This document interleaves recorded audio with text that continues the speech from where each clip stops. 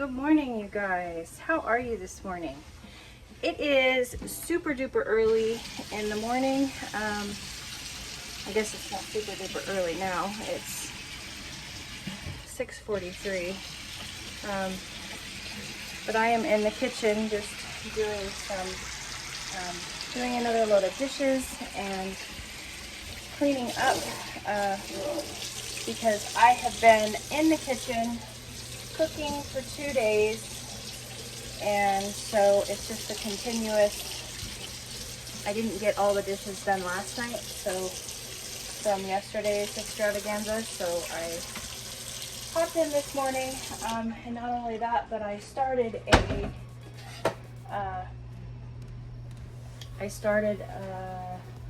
loaf of sourdough last night, so I actually just fed my starter last night and then started the loaf this morning. But anywho, I wanted to hop in while I was still inside with you guys this morning and show you the bagels, because last time I left you, they were just in their bulk fermentation, and so I wanted to pop in and show you how they turned out because I cooked them last night. So here they are, and they are delicious. I ate 4 of them last night. Totally guilty. And so these, to tell you where they went from the beginning, these took a total of 24 hours for me to make. They're not supposed to take that long, but that's just how it worked out for me, because I ended up starting the dough, and the dough needs to, like, you make it, it rests for 15 minutes, then it kneads for 10 minutes, and then you let it bulk ferment until it doubles in size. And so I don't know how long that would have been if I would have left it out on the counter and let it double in size. What I did was I put it in the fridge and I let it do its thing in the fridge overnight.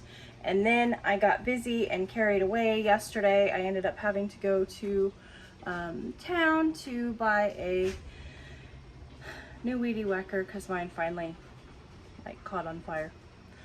Oh, excuse me. And so I didn't actually get to baking these until last night. So I pulled them out and let them, come up to temperature. Like yesterday afternoon, I let them sit on the counter for like 4 hours and let the dough come up to temperature and get puffy. And then shaped them into bagels, let them get puffy, and heated up some boiling water with honey in it, and then dropped them in the boiling water. It takes like 30 seconds and they raise to the top, and then just made up some homemade everything bagel mix and put half of them, when they came out of the water, dipped half of them in the homemade everything bagel mix, and the other half I left plain. And then they went in a 395-degree oven for about 30 minutes for me. The recipe called for 20 to 25, but it was about 30 minutes for me. So anywho, didn't want to leave you guys hanging on those beauties. And the everything bagel mix for me, I didn't have onion flake or garlic flake, which is what it calls for. So I actually used onion powder and garlic powder, which the flake would be better, but this worked. And then white sesame seeds and black sesame seeds. It also called for poppy seeds, but I didn't have any of those. So just did what I could, what I had. Here is the sourdough that I started this morning, and I just need to basically fold and stretch this, and then we're headed out to go do chores while it's nice and cool. And I have supposedly a very matted toy poodle to groom today. He's missed his last 2 appointments with his other groomer, and then couldn't get in, and so I may have my work cut out with a very little dog today, but we'll see. we'll see where the day takes us. We never really know. But I'm just gonna stretch and fold this, and then it's gonna go into its bulk ferment for 12 hours, 8 to 12 hours, and I will bake it tonight. So stretching and folding, in case you guys don't know, this is a sourdough thing, and basically I'm making a lot of noise because I'm doing it one-handed, but basically you're just picking up an edge of the dough, stretching it out, and then folding it over, plopping it in the center of the dough ball. And then you rotate the bowl a little bit, and you grab another end and stretch it out, fold it over, and it's basically just building up the gluten strands in the dough. I find that the more that I stretch and fold my dough, the better, bubblier it is. But I'm also wondering, this recipe calls for me just to do this one time, but to do it for like 3 minutes. Usually I'll, you know, every recipe is different. Usually I'll like stretch and fold, and I'll stretch and fold like 3 times and then cover it back up, let it sit for an hour, and then stretch and fold, cover it up, let it sit for an hour, and I'll do that like in succession, like 4 times over the course of 4 hours.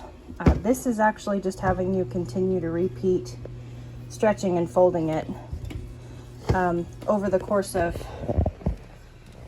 3 minutes, and that's it. Like, you don't come back in an hour. So it'll be interesting to see how this dough turns out, how this bread turns out. I'm in the process, I'm new enough to making sourdough that I'm in the process of experimenting. I have not found my perfect loaf. I came real close last time. It was beautiful, but it was still too hard on the bottom.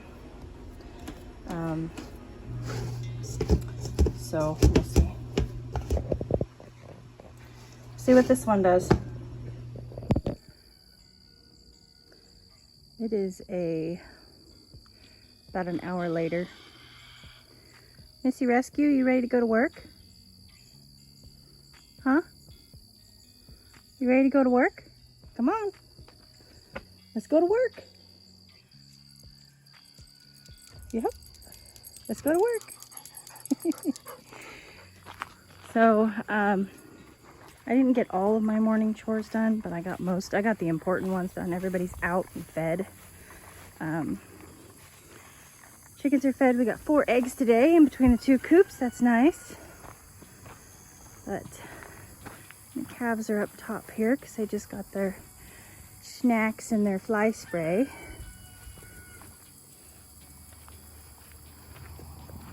Hi, Forrest. Enjoying your new pasture? Huh?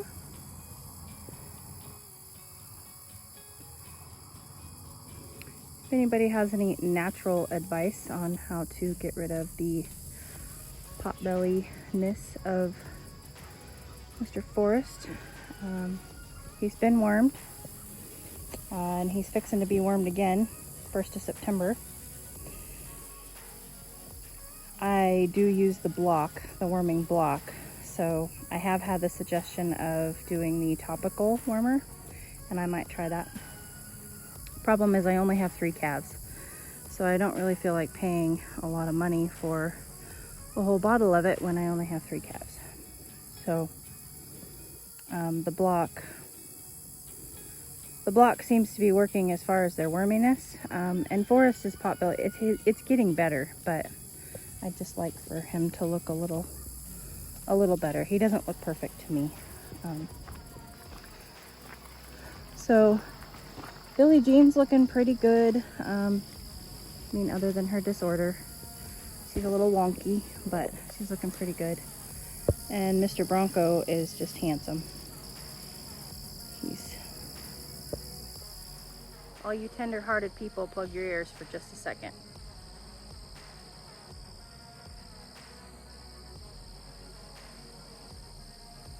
He's looking a little bit like a steak. Okay, Unplug your ears. See, Velvet's out. She's got all of her stuff on. And girls are out. I'm trying to get them to eat that tall grass there, and I don't know what kind of grass that is. I don't know if that's the sage grass. Still learning all the species of grass here. But they don't want to eat that tall, thick grass.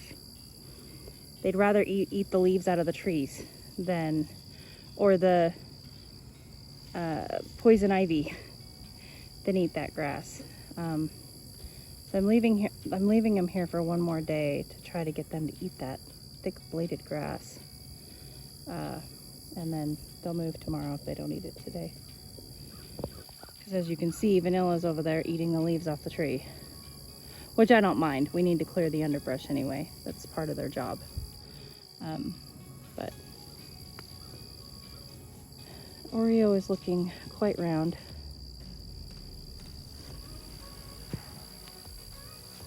They're good.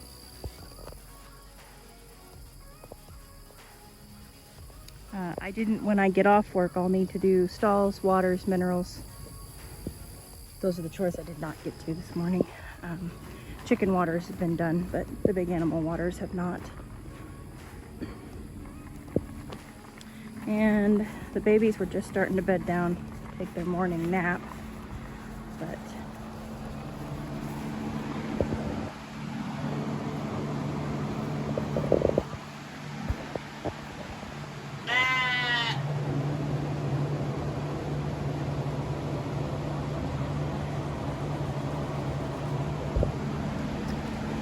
got the babies their breakfast and their fan on them for the day. It's going to be another hot one. We are supposedly supposed to hit a heat index of 110 today, but we were supposed to hit 115 yesterday and we only hit 107. So I would hope that we're only going to hit like 105 today, but so it will be cooler than yesterday. That's my hope. But anyway, it's going to be hot. So just keeping everybody cool and happy is our main concern. Rescue and I are headed to work. I tricked her into a bath and she's none too happy about it. But look at that hair. Look at that. That is a huge pile of Missy Rescue hair. Yeah. You're just a hair producing machine, aren't you, baby girl? All right. I'm gonna get her dry. Actually, we're gonna let Missy Rescue run around. I toweled her off. And put some lotion on her nose. Her little scarred up nose gets sunburned in the summertime. So she's gonna go hide in bed, and I am going to work on this cute little dude.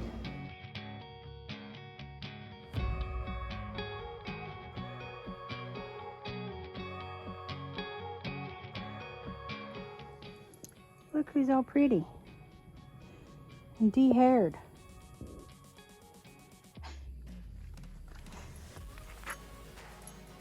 Yeah, that's your hair all over me.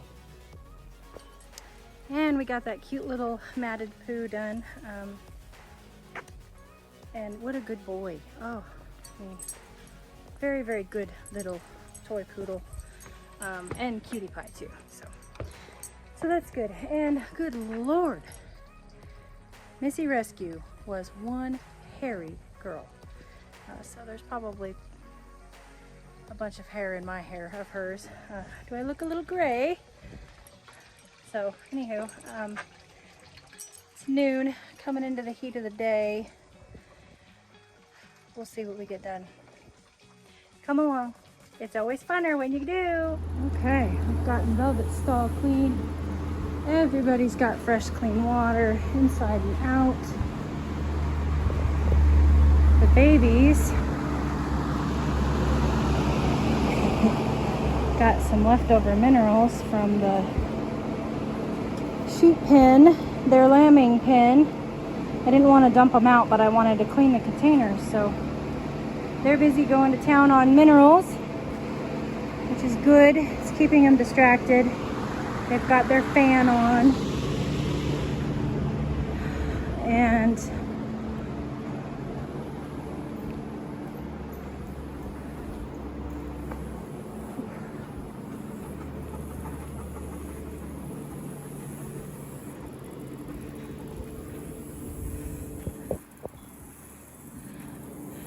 everybody's working their way to the house. Missy Rescue thought I was already there, so she was in a hurry. And now she's like, oh, okay. So everybody's just hiding from the heat in the shade. They got fresh, cool water. And this is what we do in the summertime. You know, we primarily just run around making sure that our animals have everything that they need. And something new to me, I have learned when it's time for me to, everybody's okay out here, it's time for me to go in and hide myself. There just comes a point to where it's just, it's not that it's too hot, it's just that it's too hot. It's, you know, there's a lot of people out there that are having temperatures far higher than mine. I had a friend in Kansas. She posted last night what hers was yesterday, and they had like temperatures of 102, but their heat index, their it feels like temperature was 122. And I went, what am I complaining about? So anyway, as you can see, I'm starting to melt, so I'm going to go in and hide from the heat for a while, and I'll come back out in short bursts and get some things done. And if anything exciting happens, or if I get a burst of energy and decide to do something cool, I'll let you know. But for now, I'm going to go in and hide from the heat.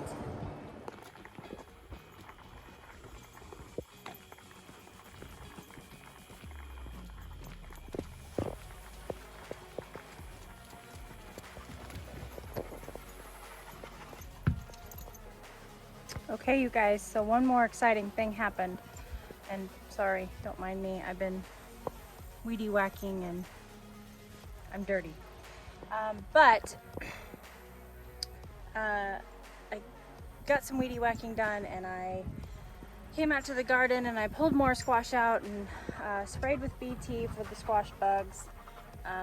Did my daily harvest, which wasn't much today. A few more tomatoes, some beans, and a couple okra that I promptly ate right there in the garden. And this might seem really small to some people, but to me it's a really big deal. And it's a big deal because I have been canning and preserving for years. I grew up doing it. I grew up with my mom and my grandma having a garden, and I've had gardens, but I've never had a garden like this one, and I've never been able to grow the things like I can grow here. So this right here, this is my first bag of cored and scored tomatoes that they're on the list. Salsa's on the list, but for one, this isn't really quite enough to can a batch of salsa. I'm used to going and buying 25-pound boxes, and generally I buy 3 boxes of tomatoes a year to put up into salsa and sauces and diced tomatoes. This year I said I was going to grow all my tomatoes. Now mind you, I didn't grow as many as I would have liked. But this is in my adult life, these are my first tomatoes that I have cored and scored to go in the freezer to make salsa. And in case you don't know what coring and scoring is, I'll show you.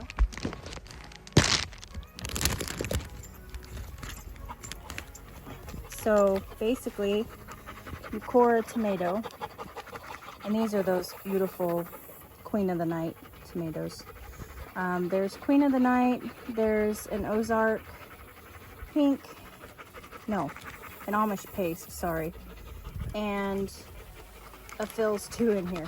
But you take the core out of the top of the tomato, and then you flip it over and you just score an X into the bottom.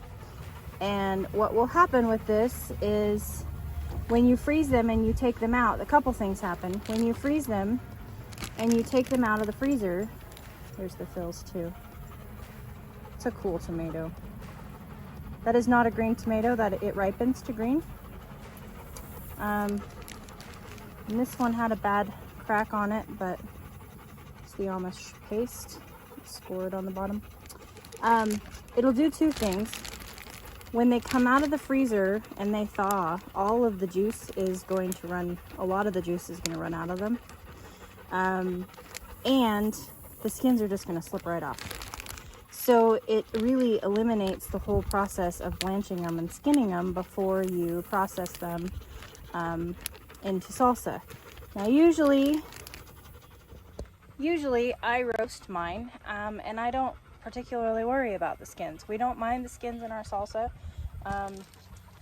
and so I don't particularly worry about it, but I know that some people do, and it'll be kind of cool to see how this works. I've never done it, because like I said, I've always just gone out and I've bought boxes of tomatoes and then just processed them right there.